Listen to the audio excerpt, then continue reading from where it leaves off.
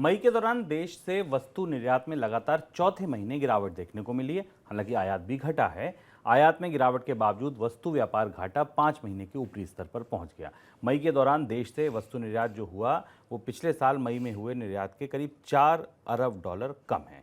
वहीं आयात की बात करें तो मई के दौरान देश में $57 अरब का वस्तु आयात हुआ, जो 2022 की मई से में $61 अरब से ज़्यादा का था। सर, निर्यात में गिरावट रुक क्यों नहीं रही? लगातार 4 महीने से गिरावट। लगातार 4 महीने से भारत के निर्यात में तेज गिरावट दिखाई दे रही है। ये जो कॉन्ट्रैक्शन है या ये सिकुड़न है वो मई के महीने में 10.3% थी। आयात में इसके हिसाब से 6.6% की कमी थी और इसके असर से भारत का व्यापार घाटा हमें बढ़ता हुआ दिखाई दिया।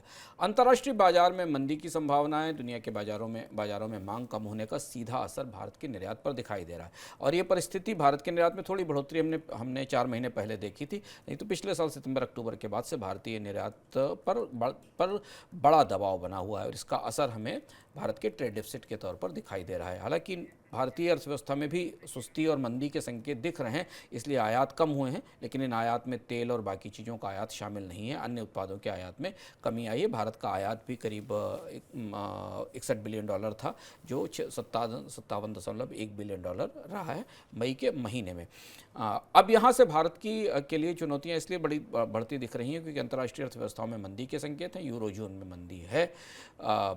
अमेरिका में डिमांड कम करने की कोशिशें चल रही हैं। ऐसी स्थिति में भारत को नए व्यापार के रास्ते खोलने पड़ेंगे और दारोमदार अब यहाँ से परीक्षा शुरू होती है भारत के ताजे फ्री ट्रेड एग्रीमेंट्स की। ऑस्ट्रेलिया के साथ जो एफटीए किया गया है, यूनाइटेड अरब अमीरात के साथ एफटीए किया गया, क्या इनकी मदद से भारत अपना निर्यात, गिरता हुआ निर्यात संभाल पाएगा? अगले 6 महीने में हमें इस बारे में पता चलेगा।